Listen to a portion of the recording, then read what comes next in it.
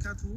በመጀመሪያ አልሐምዱሊላህ ለኩል ሸይ፣ ለሁሉም ነገር አላህ ምስጋና ይገባው። እሱ ያለው ብቻ እንጂ አይሆንም። ምናልባት ሰዎች ስበብ ሊሆኑ ይችላሉ እንጂ መጀመሪያ አላህ ያለው ነው የሚሆነው። አላህ ደግሞ አንድን ክፉ ሲያመጣ ከኋላው ኸይር ይዞ ነው ኢንሻአላህ። እንግዲህ ሁላችሁ ኢማራት ከመጣው ገና 6 ወሬ። በዚህ በ6 ወር ቆይታዬ ስለ ኢማራትም ይሁን ስለ ሀገራችን ስለ ሌላም ሀገር ይሁን ምንም አይነት ፖለቲካዊ ይዘት ያለው ወሬ አውርቼ አላቅም። ወጥቼ ገብቼ ስራዬ ነው። ከስራዬ ውጪ እንደ ድሮው እንኳን አንዳንድ ነገር እንኳን ጣልጣል ማድረጋቸውንም ተናግሬም አላቅ። እንግዲህ በዚሁ እያለ የሃኒ ጉዳይ ተፈጠረ። በሃኒ ጉዳይም እንዳያችሁት ሙሉ የኢትዮጵያ ብሔር ብሔረሰብ ጋራ ጉዳዩን ስናወግዝና በእሷ ላይ የተሰራውን ወንጀል ስንቃወም ነበረ። በዚህ ሁኔታ እያለ ምንም በማላውቅበት ከአቡዳቢ ጀዋዛት ወይም ደግሞ ከፍተኛ ከደህንነት ቢሮ ተደውሎ ስፖንሰር ጋር እንድትቀርብ ተባልኩኝ። ሰኞ ዕለት ስፖንሰር ጋር አቀረብኩኝ። ምንም አይነት ሪዝንም አልነገሩን። ብቻ በተሰጠ የቀን የጊዜ ገደብ ሀገራችንን ለቀህ እንድትወጣ ተብሎ የመኖሪያ ፍቃዴ ካንስል ተደረገ። የመኖሪያ ፍቃዴ ተሰረዘ። ጉዳዩን እንኳ ለማወቅ ምንድነው ብለን በብዙ መንገድ ሄድ ምንም አይነት ምክንያት ልናገኝ አልቻልንም። ብቻ የኢማራትን ሀገር ለቀህ በተሰጠ ጊዜ እንድትወጣ የሚል ነው። እንግዲህ እኛ ምንም ነገር ያደረኩትም የለኝ የተናገርኩትም የለኝ። አሁን ምን እንደሚፈጠርም ገና አላወቅኩ። ዝም ብዬ ተቀምጫለሁኝ። ምክንያቱም ድንገት ነው ይሄ ነገር የወደቀብኝ። ምንም ላስብም አልቻልኩም። ወደ የትም እንደምሄድ ግራ ገብቶኛል። ሁላችሁም እንግዲህ በተለይ ደግሞ ይሄን ጉዳይ የኤምባሲ ሰዎች መፍታት የምትችሉ ከሆነ ትብብራችሁን እንሻለን። ቪዲዮውን ሼር። አሰላሙ አለይኩም ወራህመቱላሂ ወበረካቱ። ውድና የተከበራችሁ የቻናሌ ቤተሰቦች እንዴት ናችሁ? ደህና ናችሁ ወይ? ከኔ ጋር ሁሉ ሰላም ነው። ዛሬ በአዲስ ቪዲዮ መጥቻለሁ ማለት ነው። ያው ሰይድ አቡፋኖ ሁላችንም የምናውቀው ወንድማችን ነው። ያው ሰሞኑን ችግር ላይ ነው ማለት ነው። ያው ወደ ዱባይ ከመጣ ገና 6 ወሩ ነው። እሱም እንደኛው ሰርቶ ለፍቶ አዳሪ ነው።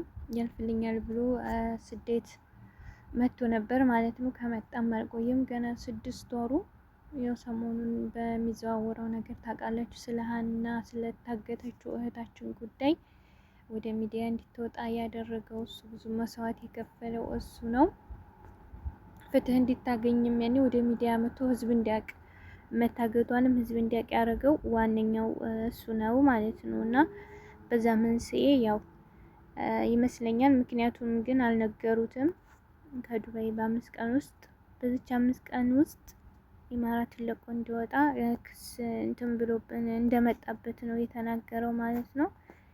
በጣም ያሳዝናል። ግፈኞች ሴት ልጅ አስረው አግተው የሚያሰቃዩ ሳይታሰሩ ወይም ወደ ህግ ሳይቀርቡ ንጹሃን ለሴት ልጅ ፍትህ የሚጠይቅን ሰው ንጹሃን የኔ ምንም ወንጀል የሌለበትን ሰው ገና ተሻለ ሀገር መጥቶ ሊሰራ ነው ብሎ እንደዚህ ከሶ እንደዚህ ድንገታዊ ነገር እንደዚህ ማድረጉ በጣም ነው የሚደብረው። ደግሞ በገዛ ሀገራችን ስበሳችን መሆኑ ደግሞ ከምንም በላይ ያማል። እና በጣም ነው ያሳዘነኝ ከምር። ለሷ ፍትህ እየጠየቀ ከማንኛውም ኢትዮጵያውያኖች ከሁሉም ብሔር ብሔረሰብ ጋር ሆኖ በጋራ ቤቱን ከፍቶ 15 ቀኑ ስራ እንኳን በአግባቡ እየሰራ ባልሆነበት ሁኔታ ነው ለልጅቷ በህይወት ያኔ ለሷ እየታገለ የነበረውና ወደ ሚዲያም እንዲመጣ የሆነው ምክንያቱ እሱ ነው አንደኛው ማለት ነው። ወደ ሚዲያ ያመጣትም እሱ ነው። ከሚዲያም መጥቶ ደግሞ ብዙ ውጣ ውረዶችን እየተጋፈጡ ነበር ከብዙ ብሔር ብሔረሰቦች ጋር ያኔ አንድ ኢትዮጵያ በሚለው ሁሉም ከሁሉም ብሔር ሆነው ለእህታችን ድምጽ እያሰሙ ባሉበት ሁኔታ ያው ሰይድ ወንድማችን ጥፋቱን ባላወቀው ምክንያት ከዱባይ በዚች 5 ቀን ውስጥ ለቃ እንድትወጣ የሚል ክስ ደርሶበታል ማለት ነው። ግን እንደዚህ አግባብ አይደለም። እኔ ያው ከጀመሩ ጀምሮ በሶሻል ሚዲያ እከታተላቸዋለሁ። ክፉ ነገር ሲናገር ሰምቼው አላውቅም። ፍትህ ለእህታችን ሀና ከሚለው ውጭ በዛ መረጃ ከመሰብሰብ ውጭ ክፉ ነገር ወይም እንደዚህ ስለ ፖለቲካ ነገር እኔ ሲያወራ አልሰማሁትም።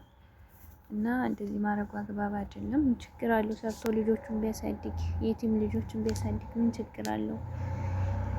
ጀግና ከሆናችሁና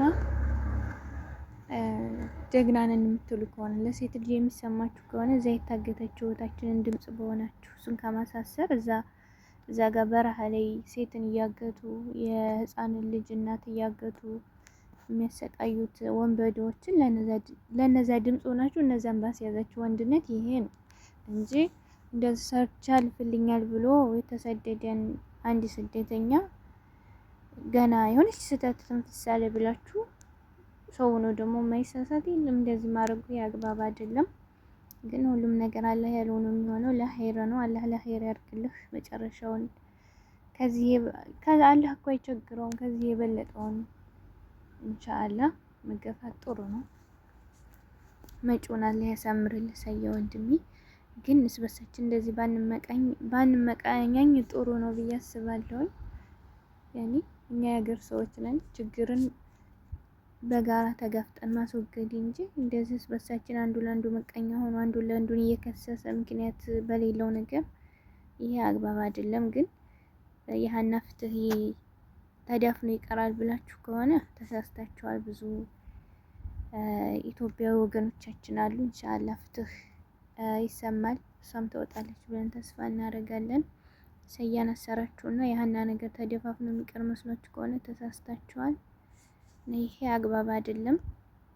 እሱም ዞሮ ማንኛውም ሰው እኮ አላህ ሲለውን ሁሉ ነገር የሚሆን አላህ ቢለው ኑሮ እንደዚህ አይሆንም ነበር። ግን ዋናው የእህል ውሃ ጉዳይ ነው። ችግር የለውም እና በጣም ነው ከምር ያሳዘነኝ።